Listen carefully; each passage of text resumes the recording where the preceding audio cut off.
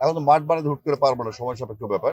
তো সেক্ষেত্রে আমরা একটা ইয়ার ক্যালেন্ডার যদি করতে পারি আমাদের ম্যাক্সিমাম সমস্যা। এই 8টা জেলায় আমার যাওয়ার কথা, আমার জানতে হবে যে বাংলাদেশের ক্রিকেটটা কোন পরিস্থিতিতে আছে সেটা দেখার জন্য আসছে। আমরা চাচ্ছি একটা অর্গান তৈরি করতে সারা বাংলাদেশে, একটা হারমোনি তৈরি করতে সারা বাংলাদেশে।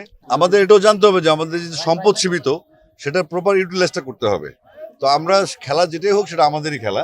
তো আমরা চাইবার যদি ইয়ার ক্যালেন্ডার করে রংপুর ক্রিকেট অ্যাসোসিয়েশন বা জেলা ক্রীড়া সংস্থা, একটা ক্রিকেট অ্যাসোসিয়েশন হওয়ার কথা আছে, সংস্থা আলাদা হওয়ার কথা আছে আমাদের।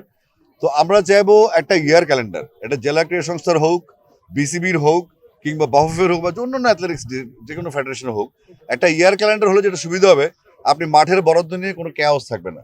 যে আমরা এই 4 মাস ফুটবল হবে, 4 মাস ক্রিকেট হবে, হকি তো উঠেই গেছে, কিন্তু হকি শুরু করতে হবে। সবই তো আমাদের খেলা, বাচ্চারা খেলবে।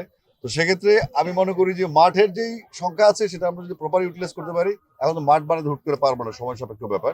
তো সেক্ষেত্রে আমরা একটা ইয়ার ক্যালেন্ডার যদি করতে পারি আমাদের ম্যাক্সিমাম সমস্যা। ফুটবল নিয়ে ওটা ছিল একটা স্লেজিং ছিল, জাস্ট ফুটবল খেপাই দেয়, একটু খেপাই দেওয়ার পর যদি তারা মাঠটা ছেড়ে দেয় বা আলোচনা শুরু হয়। আমার মূল লক্ষ্য ছিল ফুটবলারদের রকচটা হয় স্বাভাবিক। তো আমি চাচ্ছিলাম একটু স্লেজিং, যেহেতু আমরা ক্রিকেটার, আমাদের একটা টেকনিক আছে স্লেজিং করার। তো সেটা আমি করলাম একটু। তো স্লেজিং করার পরে তাদের রিয়েকশনটা খুব একটা সিরিয়াস ছিল না, এবং তারা যে আলটিমেটাম দিয়ে সেই আলটিমেটাম তারা মেনটেন করে নেয়। পরবর্তীতে আমি যারা সমর্থক তাদেরকে আমি ব্যাপারটা বুঝাতে পেরেছি যে আমি এটা ইচ্ছে করে কাজটা করেছি এবং তাদেরকে দুঃখ প্রকাশ করেছি। যদিও আমার 18 তারিখ ফাইনাল খেলা দেখার, ইন্ডিয়া বাংলাদেশ খেলা দেখার কথা ছিল, কিন্তু আমি ওই দিন খুব জ্বরাক্রান্ত ছিলাম এবং 3 দিন টানা ছিল। তো আমি এখানে আসছি আসলে অ্যান্টিবায়োটিক নিয়ে। আমার মানে শারীরিক কন্ডিশনে এই সফর বাতিল করা ছিল, কিন্তু আমি আসছি আসলে এই 8টা জেলায় আমার যাওয়ার কথা, আমার জানতে হবে যে বাংলাদেশের ক্রিকেটটা কোন পরিস্থিতিতে আছে সেটা দেখার জন্য আসছে।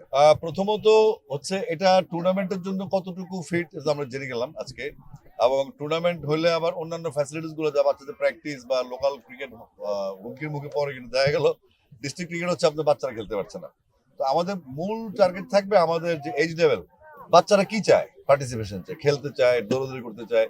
তো আমরা যেহেতু শুরু করেছি ক্লাস 4 ধরে, তো সেক্ষেত্রে চিন্তা করেন আমরা 14 থেকে কিন্তু নেমে আসছে প্রায় 9-10-এ। সেখানে মাদ্রাসার ক্রিকেট ইনক্লুড হচ্ছে, ইংলিশ মিডিয়াম স্কুলগুলোর ক্রিকেট ইনক্লুড হচ্ছে। ইভেন তো আমি এটাও বলেছি যে ময়মনসিংহের গার্লস ক্যাডেট গুলো যেগুলো আছে, বা ক্যাডেট কলেজ গুলো আছে, বা বিভিন্ন রেসিডেন্সিয়াল স্কুল, বা বিভিন্ন রকম যে আবাসিক স্কুল যেগুলো আছে, সেমি আর্মিস বা মিলিটারি স্কুলগুলো যেগুলো আছে, সেগুলোকে ইনভলভ করার জন্য আমরা চাচ্ছি একটা অর্গান তৈরি করতে সারা বাংলাদেশে, একটা হারমোনি তৈরি করতে সারা বাংলাদেশে, যেন আমাদের বাচ্চারা মাঠে আসে। এটা রিজন একটাই, আমি নিজে খেলেছি এবং আমরা দেখেছি কোন সময় এসে মানুষ ফ্রাস্ট্রেট হয়, কখন কিশোর গেম হয়, কখন মানুষ মাদকাসক্ত হয়ে যায় এবং সমাজে টক্সিক